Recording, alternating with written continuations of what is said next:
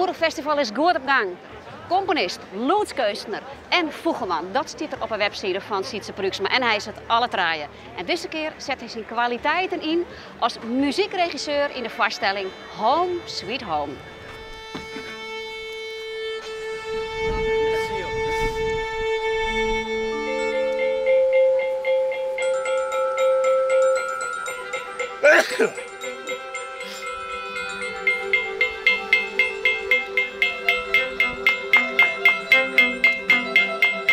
Dit is Nolk Zuid. Dit is Nolk de oude crossbaan.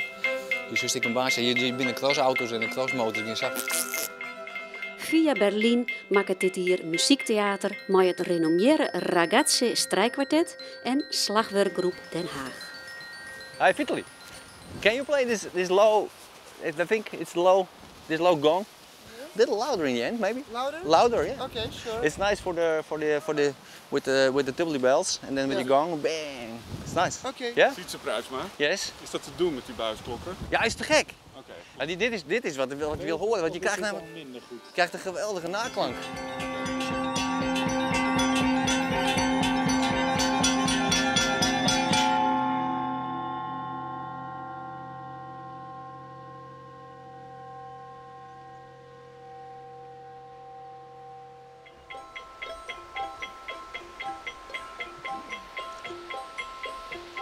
Home Sweet Home gaat over een man die waarom komt van een oorlog. Eerst liep het alles mooi. Na zijn thuiskomst bloeit alles weer op.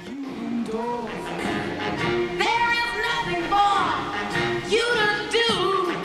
Keep me making love to you.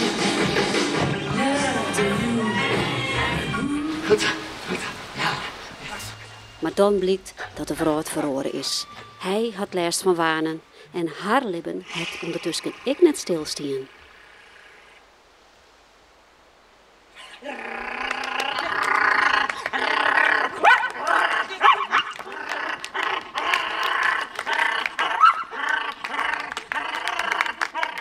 Actrice Dagmar Slagmolen formateert met violiste Rosa Arnold, bekend van Via Berlin. En dit is al haar tweede voorstelling op Oerol over de oorlog. Een oorlog zet alles en iedereen op scherp. En niks is vrijblijvend of willekeurig. Alle keuzes zijn zo belangrijk. Dus dat geeft automatisch al zo'n een hele grote spanning.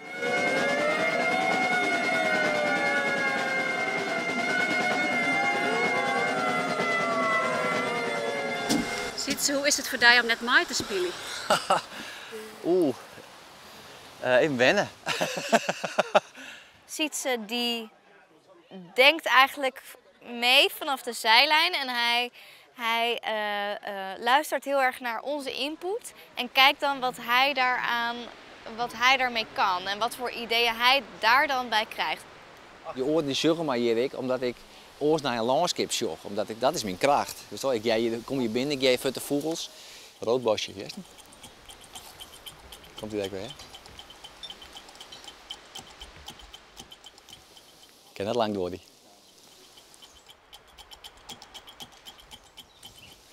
Is het? Sietse had een klik met Via Berlin en met regisseur Ria Marx. En hoe zit het dan correct met die chemie tussen muziek en theater? Hoe stem je die nou goed op elkaar aan? Altijd zodra het in een acteur zijn holle speelt, wordt net dat de acteur het speelt. Acteur, want dan speelt hij zijn holle. James, are you selling your soul to a cold gun? Alsjeblieft net te volle. Want hoe minder als dorst, hoe meer die muziek het vertellen kan. En dat wordt die muziek volle sterker, want dan is dan die muzikant om game machine. Maar die bewegen dan en dan vertellen die het verhaal. En die wisseling, daar zie ik heel goed mee.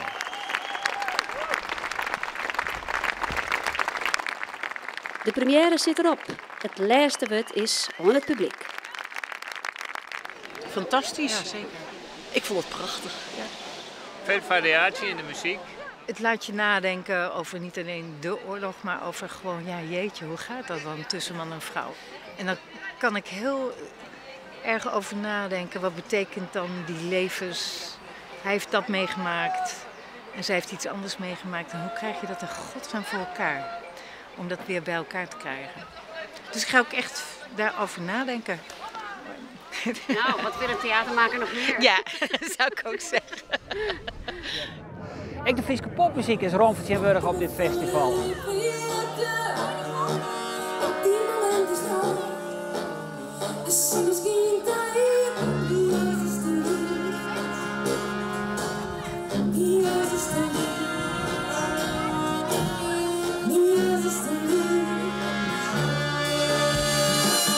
Nienke Laverman en het Broken Brass Ensemble, Daily Bread, Ernst Langhout en Hilbrand Mil.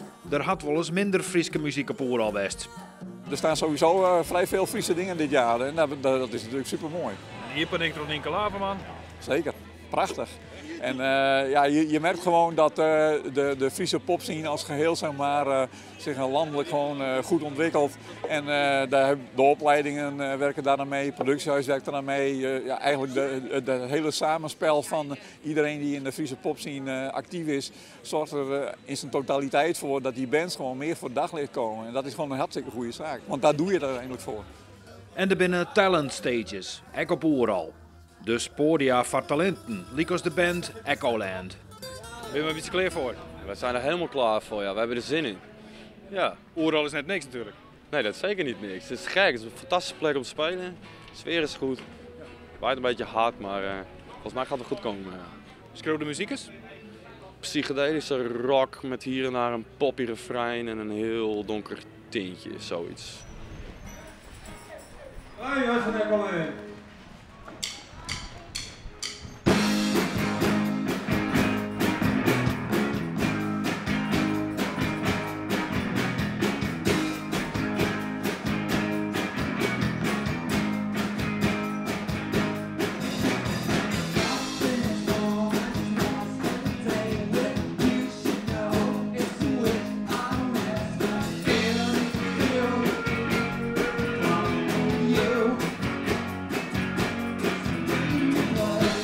We hebben een pool met een heleboel bands waaruit wij er een aantal voordragen. Dat zijn per talent stage wel heel verschillende bands, want op een school hebben ze vaak weer heel behoefte aan een heel ander soort band dan bijvoorbeeld op Oeral of op Eurosonic.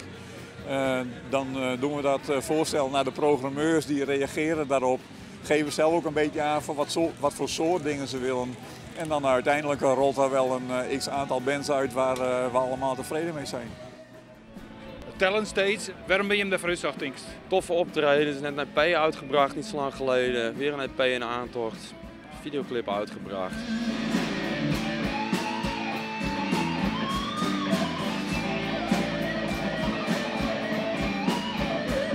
Het is het derde jaar en dat gaat supergoed. We hadden 2 jaar geleden voor het eerst contact. En de resultaten waren meteen zo goed dat de programmeurs van Oeral nou minstens de aantal acts verdubbeld hebben. Dus we staan hier dit jaar met 4 bands. Echt super mooi dat dat aanstormende talent hier zulke mooie plekken kan krijgen om hun kunsten te laten zien. Ten eerste is het een plek waar heel veel publiek komt. Ten tweede kun je er als band in je PR verder ook weer heel veel mee. En je kunt hier heel veel contacten op doen. Dus het is echt super belangrijk voor een band om hier goed voor de dag te komen.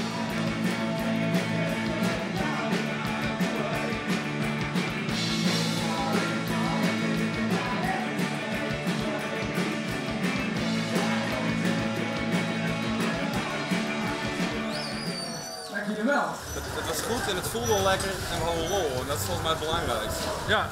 En ja, ik weet het, ik ben wel gelukkig eigenlijk. Hoe ziet de toekomst eruit? De toekomst? Nog meer gekke optredens, nog veel meer opnemen, nog veel meer uitbrengen. Volgende week komt er weer een EP uit. En blijven schrijven, blijven schaven. En gelukkig zijn. En gelukkig.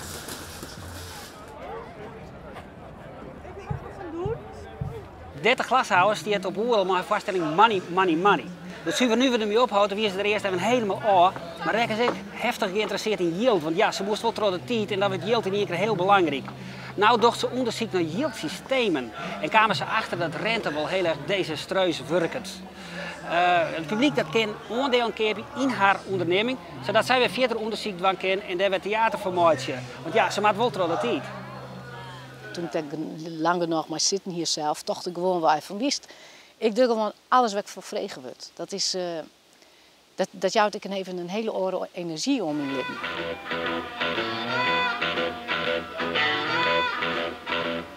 Op een gegeven moment op een joen in een kroeg kwam een schreeuwster, Jolande Ensjes, die kwam naar me daar. En die zei, daar heeft een prijs won. €1500. Het Erik Brassem wisselcertificaat. Want ik vind dat je trog in moest. En dat wie het toen zo ontroerend eigenlijk, om dat te krijgen. En ik omdat het een collega is. En dat ik dacht, goh, als zij wil dat ik trog in, dan moet ik nou een voorstelling maken hoe je. Dan is dit mijn beginkapitaal. Ik had het net over Jezus, hè? Dat ik zo jaloers op hem was. Nou, Jezus die is geboren in het jaar 0. Als toen jouw bed over grootvader, die ook leefde in het jaar 0, als hij toen een klein klompje goud, zo groot als een kauwgomballetje zeg maar, als hij dat voor jou op een spaarrekening had vastgezet, heb je enig idee hoeveel rente je dan nu zou ontvangen? 18 miljoen gouden ballen ter grootte van de aardbol. Dat is bizar, hè? En toen kwam ik in aanraking met een man die hier ooit een grote carrière had in Shell. Hij was een econoom, filosoof, ingenieur, goed studeren. En hij vertelde me over yield-systemen, hoe complementair yield. Het is 1929 en de crisis breekt uit. Wij zijn in Oostenrijk in het stadje Wörgl.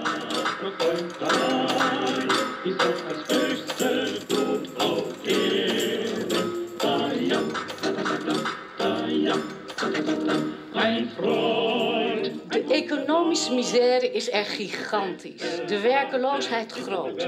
Maar daar woont een burgemeester. Burgemeester Unterguggenberger. Hij heeft gehoord over complementair geld. Geld waar geen bank tussen zit, waar geen rente wordt geheven, waar geen bank aan hoeft te verdienen. Dit geld laten ze onderling roleren en geven het steeds binnen een maand uit. Het werkt fantastisch. Binnen een jaar is niemand meer werkeloos. En met dat lokale geld worden skipistes aangelegd, zwembaden gebouwd, nieuwe wegen geplaveid. Het wonder van Wörgl wordt het genoemd. Grote economen komen langs om dit wonder te bestuderen. Politici overal vandaan willen het imiteren. Maar dan worden de banken bang. Bang om hun macht te verliezen. De regering grijpt in. Falsementerij wordt het genoemd. Het experiment wordt in de kiem gesmoord. Het wordt verboden. 3 jaar later komt Hitler aan de macht. Dat kerst in de kop haast niet begrijpen dat het zo simpel is hoe wij verneukt worden. Ga eens naar Afrika. Afrika? Ja, Afrika. Daar bedenken ze iets nieuws. M-Pesa. Mobiel bankieren, handel met belminuten. Misschien wel het geld van onze toekomst. Wil jij door naar geld voor gevorderden? Ga dan naar Kenia en ontdek het zelf, hoe geld een middel is en geen doel. Nou mensen, ik ben gegaan. En als jullie willen weten hoe het is geweest, word dan nu vrienden van mobiel bankieren met Detten.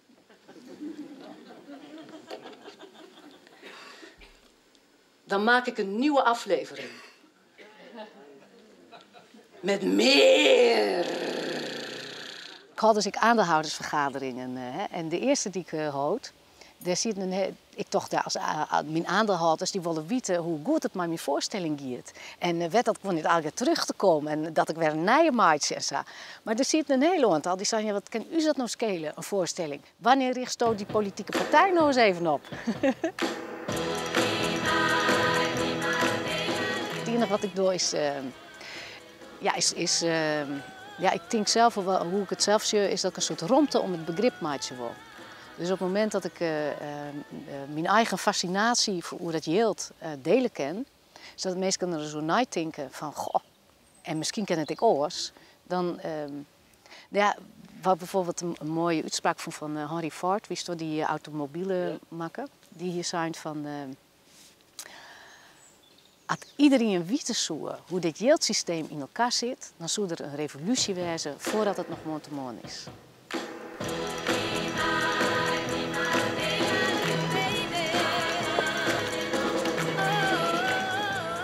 All the people around you, they tell you to hide, you'll be fine.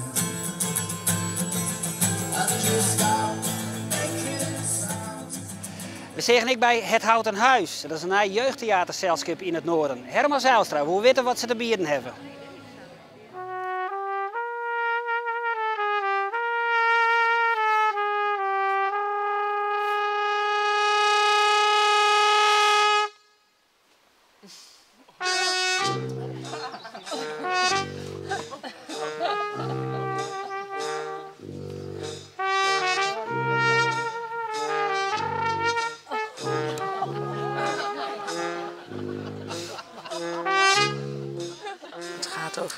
Het zijn mensen waarbij eigenlijk alles niet lukt en heel ongelukkig daarover zijn en het verdriet niet met elkaar kunnen delen.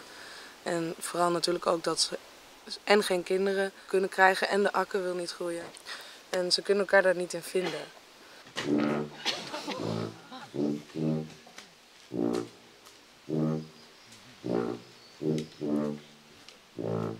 Hoe kan ik jouw werk typeren of het werk van de groep?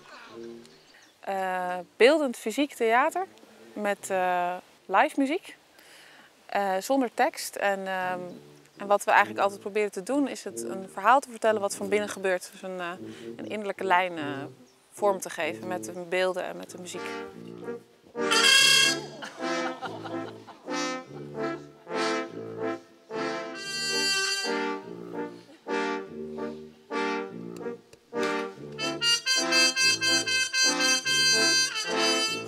Het is ooit gemaakt op de toneelschool. En toen hebben we het gemaakt met andere maskers. Omdat wij gewoon heel graag met maskers zouden werken. En omdat we op die locatie op een eilandje stonden in twee echte geitenhuisjes. Daar woonden echt geitjes in. Dachten we, het is eigenlijk wel leuk als we een soort half geit, half mens zijn. En toen is het idee van die geitenmaskers gekomen.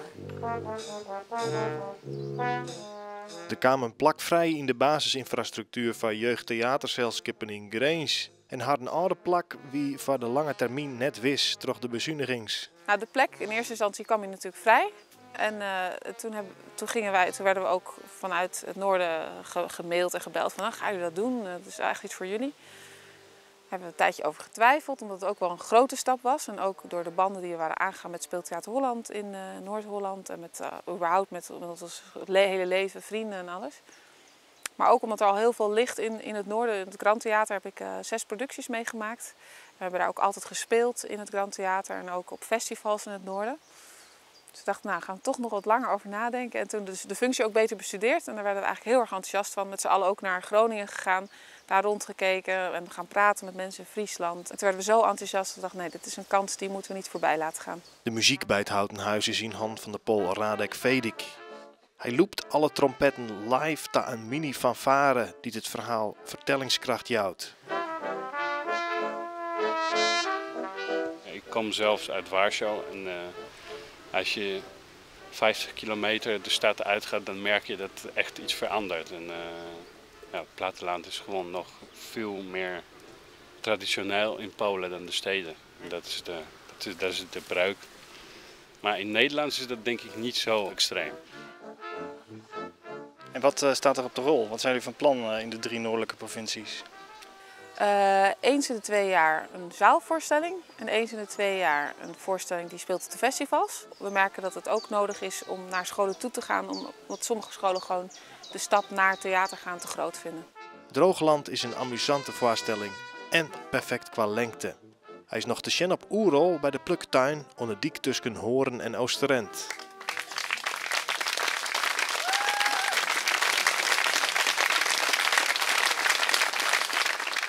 Juster zeggen wij hoe Dette Glashouwer haar eigen vertaling maakt van de economische crisis door het thema yield te onderzoeken. De peergroep zit een beetje op hetzelfde spoor. Zij onderzoeken met het publiek of ruilhandel een oplossing is voor de crisis. Mats Wittermans speelt mee in deze voorstelling. Katsenklop! Kom, we zijn er bijna! Heel even. Heel even. zijn er bijna. We zijn er bijna. Auw. Auw. Oh, ja. Oh. Ja. Ja.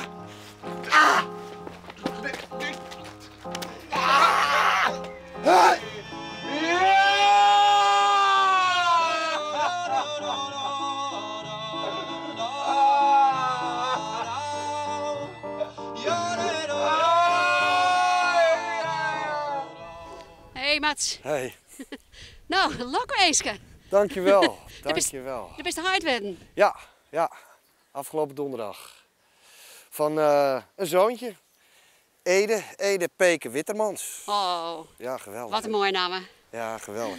Maar dus echt die timing weer bloedspannend. Het was een hele spannende timing. Ja, hij was 3 weken te vroeg. En ik ben hals over kop naar de vaste wal gegaan. En mijn heid heeft het overgenomen. En, Joop Wittermans sprong voor die erin. Ja, die gaf meteen een sms van nou, ik kom de rol wel overnemen. Die heeft 1 dag gerepeteerd en de dag daarna meteen 2 voorstellingen gespeeld. De voorstelling Ruilen van de Peergroep is naar goede oeraltraditie hartstikke interactief. En neer viest zo'n enthousiast publiek als op Skielge. Nog heel even, dames en heren. Op de marktplaats zal maar het publiek onderzocht worden of rulhandel een gadelijk alternatief is voor uw yield- en bankeconomie. Mats speelt hierin de rol van de hosselaar. De handige jongen met verstand van yield, lenings en zakendwaan. Ik ben Lodewijk, ik ben crisisdokter. Jullie hebben crisis. Goed, wat ze er niet bij vertellen is wij Nederlanders, wij allemaal, dus u ook. Wij worden rijker van de crisis.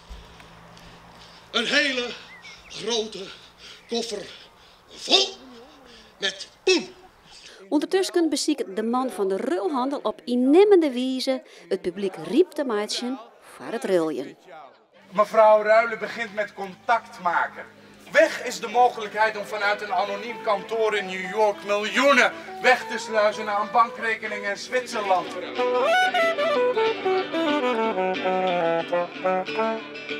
En dan gaat het los. Wat hebben mensen zelf als rulhandel aan te bieden? De voorstelling is opgebouwd rond een paar toekenopdrachten. Ruilronde 2. U heeft behoefte aan kip, eieren en cranberries. Ruil uw product tot uw behoefte bevredigd heeft en een dienst. Ik heb bonen, wie wil de bonen? Wie heeft de kip? Wie heeft de kip? Ik heb bonen, ik wil mijn bonen ruilen voor water. Voor wat anders. Een boon voor een spijker. Het publiek doet heel erg gezellig mee en wordt ook heel fanatiek. Het is ook een beetje een soort sociaal experimentje met z'n allen. En ja, er komen hele leuke dingen uit. En wat kan het publiek zelf ontjeesten bedenken om als rulhandel aan te bieden? We kunnen oppassen voor mensen die kinderen hebben. Ja, dat is ook nog een voorstel. Een hond uitlaten. Ik heb een verhaal. Zij is ghostwriter, kan mijn verhaal beter maken. En zij kan heel goed luisteren. Geweldig. Ja, dat is een hele fijne. Ja, sinds wanneer?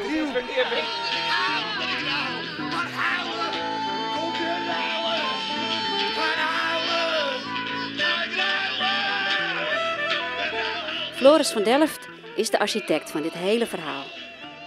Iedereen wordt een soort klein kind en gaat ervoor om te winnen en om zo snel mogelijk te krijgen wat hij nodig heeft. En je ziet mensen, en alles is geoorloofd, dat zie je eigenlijk. Je ziet mensen allerlei tactieken verzinnen, dus dingen stelen, dingen proberen zo goed mogelijk uit te onderhandelen. Iedereen wordt heel creatief ervan. Wat vond u van de voorstelling? Helemaal gaaf. Ontzettend leuk wat ze doen. Ik vond het ook heel leuk om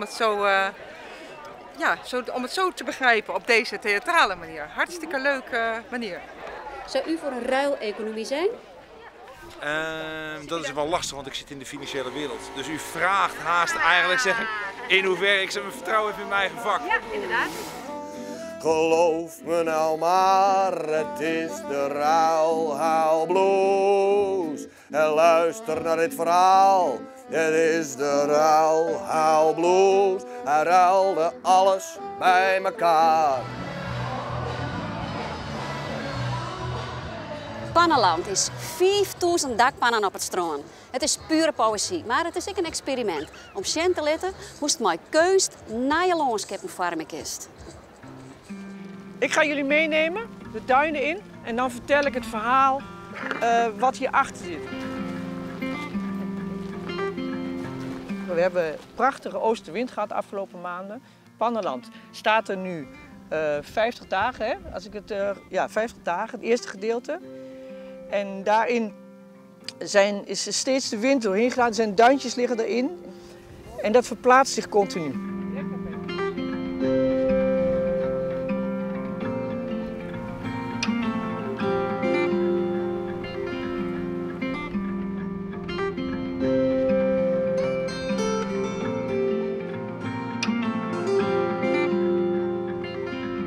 De Pannenland maakt het duinvormingsproces zichtbaar en dan met name de zandverplaatsing.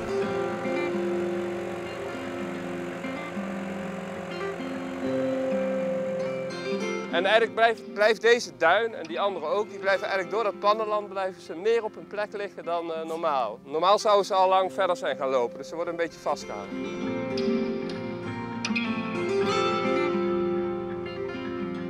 De eerste avond, en toen was de maan, die was daar in een klein cirkeltje, half cirkeltje, in de kleur en de vorm van de dakpannen.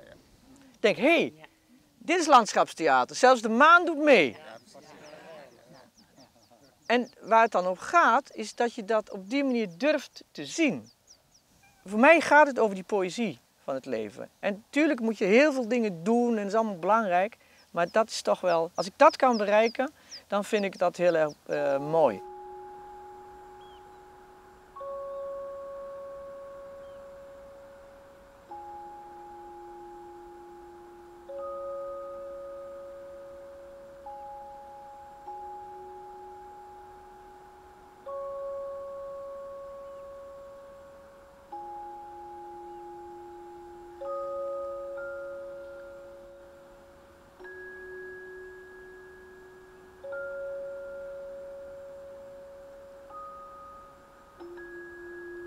De zee blijft stijgen, dat blijkt uit de metingen, toch?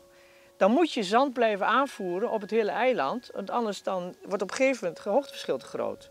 En dat is dan wordt het uiteindelijk risico groter. Dus je moet als het ware blijven meegroeien met de zeespiegel.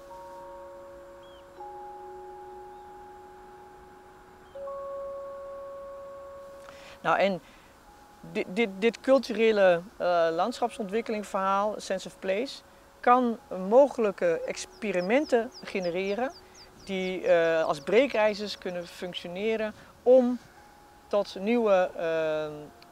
nieuwe oplossingen te komen. We hebben een prachtig landschap hier, daar kunnen we veel meer mee. Wij willen ook dat cultuurtoerisme uit heel Europa hier naartoe trekken, omdat het gewoon voor het noorden van Friesland, het noorden van Groningen, economisch gezien van groot belang is. En natuurlijk ook de Wadden op een unieke manier even in de picture zet. Nou, dat is eigenlijk wat we samen met 2018 willen ontwikkelen. Alleen, dan hebben we de komende 5 jaar nodig om hier als laboratorium van alles uit te zetten, alles uit te proberen en te laten zien wat je er dan mee kan.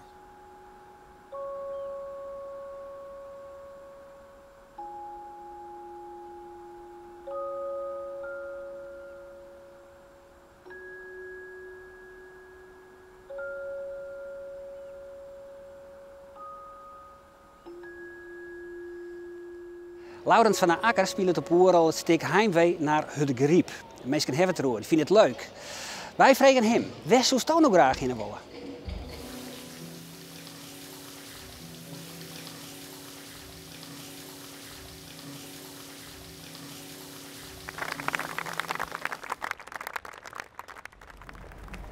Hoe was de voorstelling? Leuk. Ja? Ja, ik vond het heel mooi. Ik vond het geweldig. Ja. Ik heb er enorm van genoten.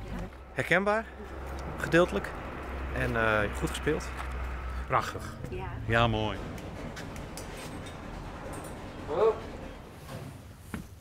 Laurens neemt dus van de Jumai naar de voorstelling Crash van het NNT en de doenzers van Club Guy en Roni.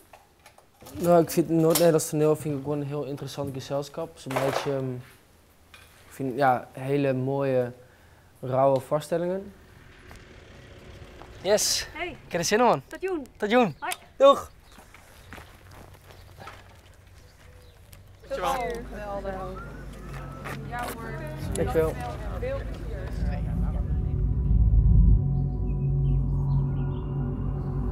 Crash vertelt het verhaal van 8 mensen die een auto-ongeluk oorlibje. Laurens had zelf 2 keer een ongeluk meemaken. Hij maakt er ook al eens een voorstelling over. U rijdt nu 160 km per uur op slecht verlichte wegen. Ja!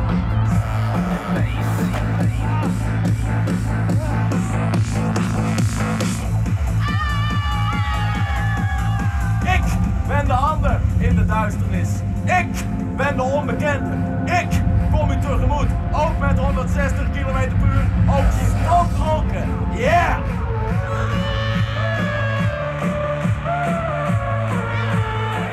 In de razernij van dit ongeluk worden we gezegend. Dit ongeluk dwingt ons het leven weer te vinden. We vermijden de angst, maar vermijden het leven. En nu zijn we hier. We zijn hier op zoek naar het leven. De pijn van het leven. De schok van de scherpte. Yeah, yeah, yeah!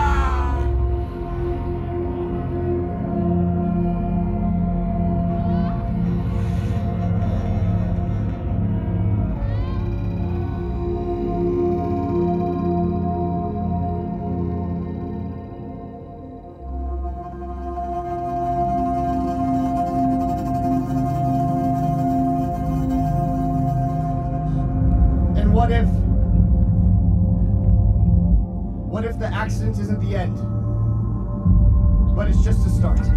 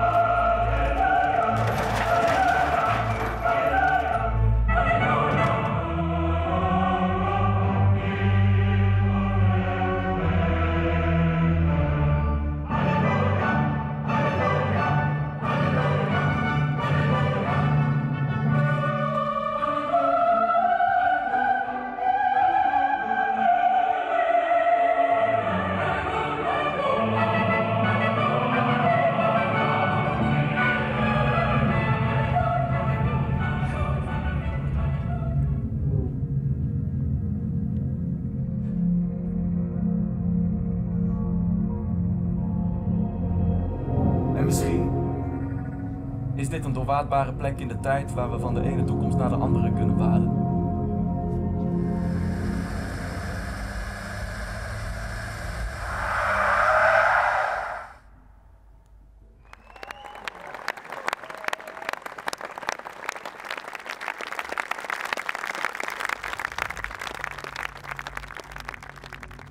Heftig. Ja, heel mooi. Heel volle. Ja, even stil van. Ik heb zelf een voorstelling maken over ongelukken. En dat laatste moment dat je beseft dat het eigenlijk de West is.